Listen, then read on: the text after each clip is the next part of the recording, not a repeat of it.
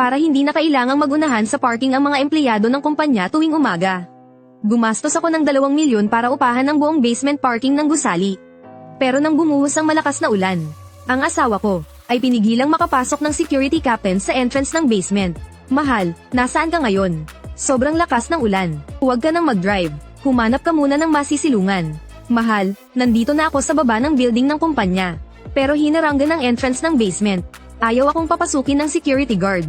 Yung tubig, pumapasok na sa loob ng kotse. Lagpas na sa bukong-bukong ko. Ano, ayaw kang papasukin ng guard? Sabihin mo sa kanya ang plate number mo. Atin yung private basement parking. Sinabi ko na, pero sabi niya wala raw sa sistema nila ang kotse ko. Kahit daw sino pa ang dumating, hindi niya papapasukin. Itong buong parking na ginestusan ko ng 2 milyon. Ang naging pader ngayon sa harapan ng asawa ko. Mahal, hanggang binti ko na ang tubig. Hindi ako makalabas. Puno ng sasakyan sa likod ko, hindi ako maka-atres. Mahal, takot na takot ako. Mahal, makinig ka sakin. Kunin mo ang mga mahalagang gamit mo. Iwanan mo na agad ang kotse at lamusong ka sa tubig papuntang lobby. Bababa ako agad dyan gamit ang elevator para sunduin ka. Kapag na-trap ka sa kotse, kamatayan lang ang hahantungan mo. Kailangan ko na siyang palabasin muna ng kotse. Pero hindi ko alam, nasa sandaling paglabas niya ng kotse, ay doon pa lang pala talaga magsisimula ang bangungot na ito. Hello, sino to? Ako si Lu Yuan ng Hangda Technology mula sa top floor. Kailangang pumasok ng asawa ko sa lobby para sumilong. Utusan mo ang mga tao mo na padaanin siya, ngayon din.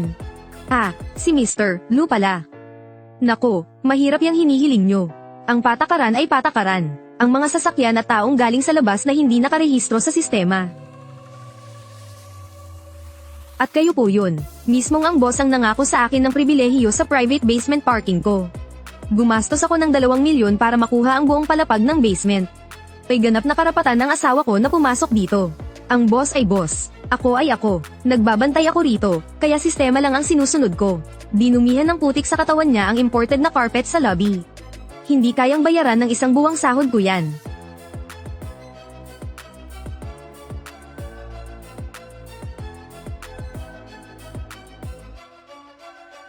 Mga boss, makinig po kayo. May isang babae na nagmamaneho ng lumang kotse. Gustong piliting pumasok sa ating high-class na private basement parking. Pero hinaranggan ko siya ng husto sa gitna ng baha. Ang pinoprotektahan niya sa kanyang mga kamay ay ang niluto niyang sabaw ng buto-buto para sa akin. Kagabi, basta ko lang nasabi na gusto ko noon. Sumuong siya sa malakas na ulan at nagmaneho papunta rito. Hinaranggan sa gitna ng baha. Kinuha na ng litrato at ipinost sa group para pagtawanan. Magaling. Ang gusali natin ay isang high-end na office building. Hindi dapat kung sino-sino na lang ang basta-bastang nakakapasok. Marami na akong nakitang ganyang babae. Gusto lang makalibre ng parking. Buti nga sa kanya, nalubog siya sa baha sa labas. Kaso dinumihan niya ang imported na carpet. Yung amoy putik niya na parang amoy mahirap. Aabutin ng 10 araw bago mawala. Sinabi ko sa kanila na asawa ko siya. Akala ko ay mananahimik sila. Akala ko papapasukin na nila siya agad. Pero nagkamali ako, may mga taong mas matigas pa ang bibig kaysa sa pader na semento ng basement. Mr. Lu, kahit na asawa niyo pa siya, hindi siya pwedeng manguna sa paglabag sa mga patakaran. Oo nga, ang rules ay para sa lahat. At saka, ang dumi-dumi niya, nakakahiya siyang pumasok dito. Isa itong high-class na lugar. Hindi ito evacuation center. Wala namang nagsasabing huwag siyang sumilong. Bakit hindi na lang siya magtago sa waiting shed sa kabilang kalsada? Kailangan pa talagang magsiksikan dito sa lobby.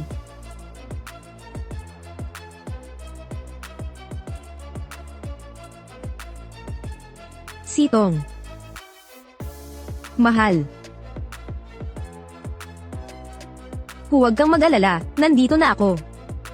Ang lamig ng tubig, halos hindi na ako makatayo. Hindi natapon ang sabaw at mainit pa. Halos kalahating oras na siyang nakababad sa nagyayelong tubig. Pero ang una niyang ginawa ay ibigay sa akin ang sabaw. Noong sandaling iyon, parang pinipiga ang puso ko.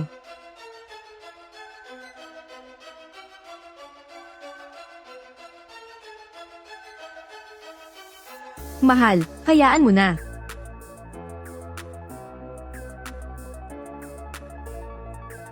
Buksan mo ang pinto. Oy, CEO Lu. Bakit po kayo bumaba? Ang laking abala pa naman sa ganitong kalakas na ulan. Ang sabi ko, buksan mo ang pinto. Papasukin mo siya. CEO Lu, pinapahirapan niyo naman po ako. Kung walang approval slip galing sa supervisor, kahit sino po ang dumating, hindi pwede. Approval slip, nasa loob siya ng kwarto at nagpapa-aircon. Ang asawa ko, nanginginig sa tubig. Tapos kailangan niya ng approval slip. Sige, tatandaan ko to. Tara, sa lobby muna tayo. Tingnan ko lang kung sino ang haarang sa'yo ngayon. Pero yung carpet, mas importante ba ang carpet o ang tao? Tara na. Atensyon sa lobby, may pumasok na babaeng puro putik ang katawan. Huwag na huwag niyo siyang palalampasin. Hinding-hindi pwedeng hayaan na. Matapakan niya ang carpet. Copy. Mahal, parang wala na akong pakiramdam sa mga paa ko. Malapit na tayo. May heater sa loob. Umupo ka muna, kukuha ako ng tuwalya. Sige. Tigil. Sinong nagpapasok sa'yo rito? Bulag ka ba? Imported mula sa Italy itong purong handmade na carpet. Kapag nadumihan mo to, may pambayad ka ba? Nasaan ang mga security guard? Patay na ba sila? Bilisan nyo. Itaboy nyo palabas ang pulubing to. Pinapanghi niya ang buong lobby. Mahal, umalis na lang tayo. Hindi ako aalis. Titingnan ko kung sino ang mangangahas na galawin ka. Sinabi nang umalis ka, hindi ka ba nakakarinig? Ang dugyot-dugyot mo, tapos gusto mo pang damaykit sa amin. Hindi mo ba tinitingnan kung anong klaseng lugar to? Aray. Buti nga sa'yo, sinabihan ka nang umalis, ayaw mo. Gusto mo talagang mapahiya, no? Isa lang namang food delivery girl. Kung umasta, akala mo kung sino. Mahal. Hindi ko naman sinasadyang marumihan ang carpet. Siya ang lumapit at tumulak sa akin. Tinulak kita, ikaw nga itong nadulas. Ang dugyutin mo kasi, gusto mo pang damaykit sa amin. Sinong tumulak? Anong tinitingin-tingin mo? Nasaan ang mga gwardya? Bakit hindi nyo pa itaboy palabas ang baliw na to? Ano, mananakit ka pa? Para lang sa isang babaeng kalye. Kakalabanin mo ba ang lahat ng may-ari ng negosyo sa building na to? Babaeng kalye. Tinawag niyang babaeng kalye ang asawa ko. Nang sandaling yun, may nabasag sa loob ko. Hindi pasensya, hindi magandang asal, kundi ang balat kayo ng pagiging isang sibilisadong tao. Sino ang tumawag ng pulis? May nag-report na may nanggugulo raw dito. Officer, siya po yung tagalabas na pilit pumasok sa gusali. At dinumihan pa niya ang mamahalin naming carpet. Gusto naming pagbayarin siya. Ang tinutukoy ninyong tagalabas ay itong ginang. Opo, siya nga, wala siyang pass pero pilit pa rin pumasok. Tapos dinumihan pa niya ang carpet. Opo, siya nga po. Ako si Lu Yuan, ang may-ari ng Hongda Technology sa top floor. Asawa ko siya, malakas ang ulan sa labas. Gusto niya lang sanang sumilong. Itong babaeng ito, basta na lang nanulak ng tao. Dahilan para matamba at masaktan ang asawa ko. Nanulak ka ng tao, hindi ako, siya mismo ang natamba. Pinagbibintangan niya ako. May nanulak ba? Tingnan lang ang CCTV at malalaman din ang totoo. Ang maling pag-report ng insidente at paghahanap ng gulo ay may parusang pagkakakulong. Isang hindi pagkakaunawaan lang po ito. Hindi pagkakaunawaan. Para rin po ito sa kaligtasan ng gusali. Mahigpit po naming binabantayan ang mga tagalabas na pumapasok. Sa gitna ng malakas na ulan, hindi nyo pinayagang sumilong ang tao. Mas mahalaga ba ang security rules nyo kaysa sa buhay ng tao? Kung may namatay talaga, sino sa inyo ang mananagot sa responsibilidad na yan? Opo. Pangalan, kumpanya, at contact number. Wang Meihua, Dingsheng Financial. Mahal, okay lang ako. Huwag na nating palakihin pa. Hindi ito abala. Ito ay para sa kung ano ang tama. Tungkol sa nangyari ngayon, re-reviewin namin ang CCTV. Kung mapatunayang may sinadyang pananakit, aaksyon kami ayon sa batas. Sa ngayon, umalis na muna kayo. Akala mo kung sino kang importante. Mr. Lu, kung malubha po ang inyong mga pinsala, iminumungkahi naming magpa-check up kayo sa ospital.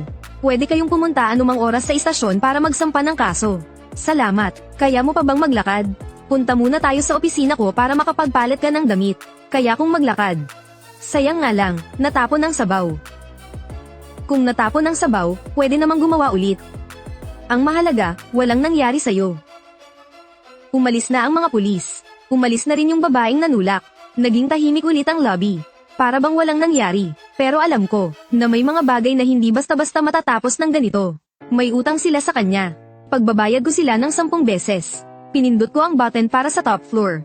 Pero sa puso ko, may pinindot na akong ibang switch.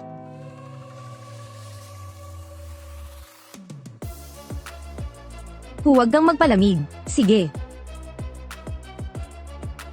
Old Joe, ako to. Ilang cement mixer mayroon ang fleet mo ngayon? Boss Lou, 20. Lahat nakatenga. Bakit? May trabaho ba? Meron.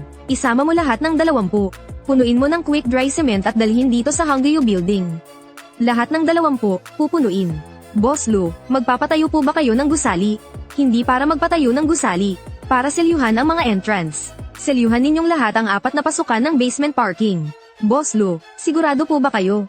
Sigurado. Ako ang bahala sa bayad. Kung may mangyari, ako ang sisigot. Makakarating ba kayo sa loob ng kalahating oras?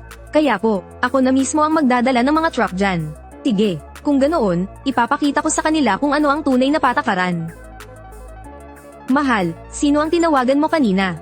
May inaasikaso lang ako. Magpahinga ka na muna. Bababa lang ako saglit. Huwag kang gagawa ng kahit anong kalokohan. Hindi ito kalokohan. Ito ang nararapat na gawin. Anong nangyayari? Lumilindol ba?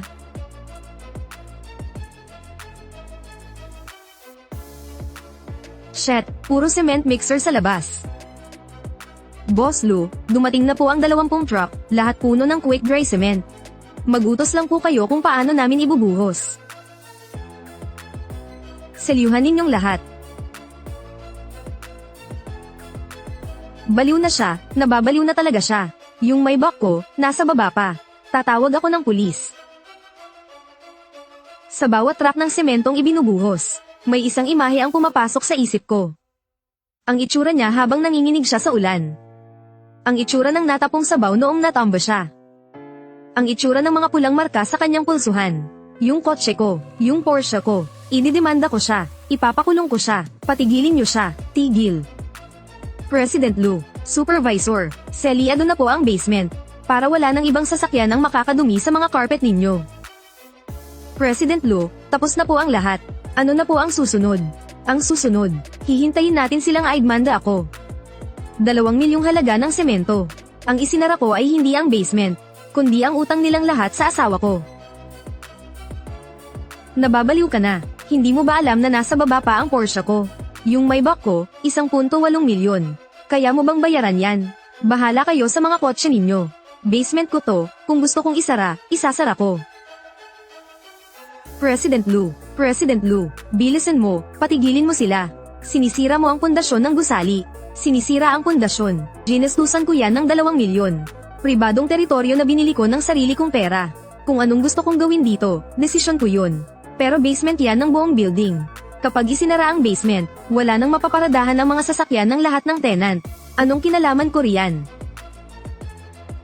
Mr. Lou, ako po ang legal representative ng Property Management Company. Chen po ang apelyido ko. Ang ginawa ninyong pagsasara ay may kinalaman na sa pampublikong interes ng gusali. Ang sapilitan ninyong pagsasara sa basement ay malubhang lumalabag sa mga legal na karapatan ng lahat ng tenant. Kung hindi agad titigil ang mga cement truck, magsasampa kami ng kaso laban sa inyo. Hihilingin namin na bayaran ninyo ang lahat ng pinsalang pang-ekonomiya ng gusali at harapin ang kaakibat na legal na pananagutan. Tama, aidmanda siya. Pabayaran siya hanggang sa maubos ang yaman niya.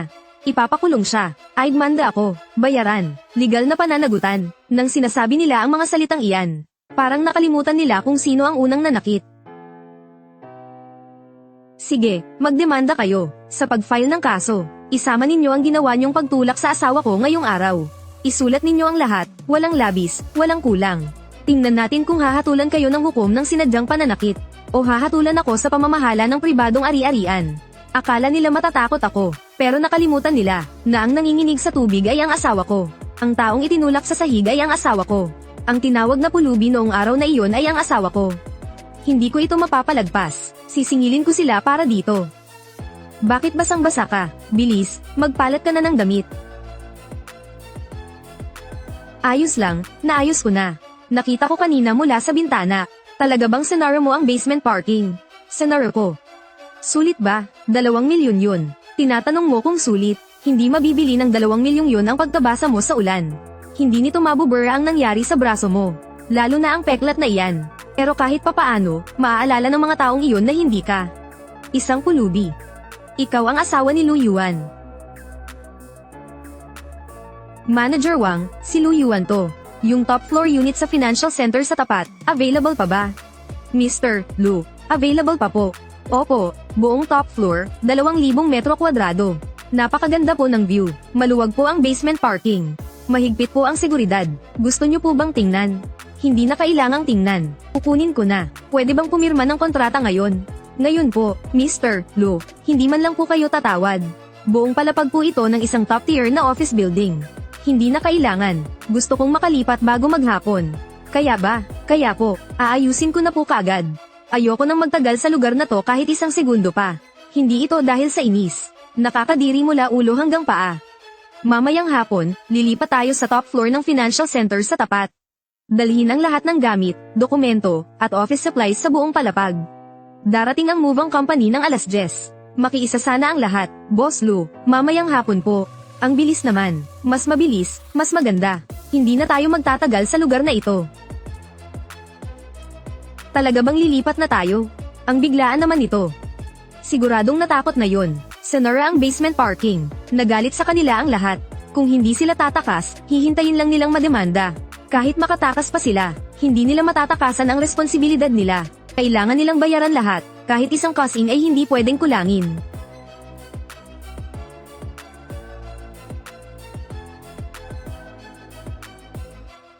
Akala nila, tumatakas ako. Hey, bahala sila, Kapitan Zhang. Boss Lu, sinara na po ang basement. Wala na rin po ang guard post ninyo. Saan na po kayo magbabantay pagkatapos nito? Hindi pa po alam. Mag-iingat ka. Unang pagkain sa bagong opisina. Niluto kong muli ang rib soup.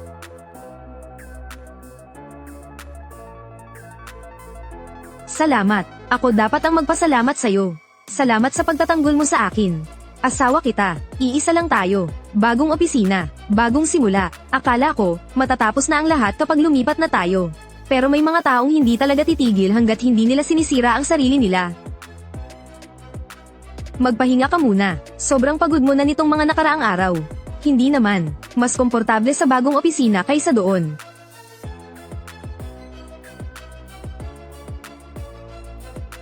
Wasak na talaga ang Hongdae building na yun. Sinara na ang basement parking. Narinig ko noong nakaraang buwan, isang katlo ng mga tenant ang sumuko na. Bigla na lang tinapos ang upa at umalis. Ngayon, yung building, mahigit kalahati na ang bakante. Mukha ng haunted house. Pinabayaan na rin ng management. Diba ang angas nila dati? May mga pa-imported carpet pa. Tapos may private basement parking pa. Yung property manager, matagal nang tumakas. Lahat ng security guard, nagsitakbuhan na rin. Ngayon, kahit tagabantay ng pinto, wala na. Narinig ko yung chairman siyang na si Lao Chi. Malapit na ring malugi ang kumpanya niya. Gumastos siya sa underground parking. Ang milyon-milyon para sa renovation. Lahat yun, natabunan ng semento sa loob. Anong tinitingnan mo? Wala naman. Nag-aaway lang yung mga tao sa tapat. Okay lang kaya sila? Nag-aalala ka pa rin sa kanila? Hindi naman sa nag-aalala. Yung nangyari lang kasi nung isang araw. Sa totoo lang, hindi na ako galit. Naiisip ko lang, bakit kailangang maging ganoon ang mga tao? Kasi may mga taong palaging iniisip na hindi sila nagkakamali. Para sa kanila, palaging iba ang may kasalanan. Kasalanan ng tadhana, kasalanan ng lipunan. Pero may isang bagay silang nakakalimutan. Kung ano ang itinanim, ay siyang aanihin. Tama ka. Sige, anong gusto mong kainin mamayang gabi? Ipagluluto kita. Hindi ko pwedeng dahil lang sa kabaitan niya, ay magpanggap na walang nangyari. President Lu, ako po si Lao Chi. Anong kailangan mo? President Lu, nagmamakaawa po ako sa inyo. Magutos na po kayo ng taong titibag sa semento. Hindi na po talaga kaya ng building. Malulugi na po tayong lahat. Alam na po naming nagkamali kami. Naging sobrang makasarili po kami noon. Hindi po dapat ganoon ang ginawa namin sa inyo.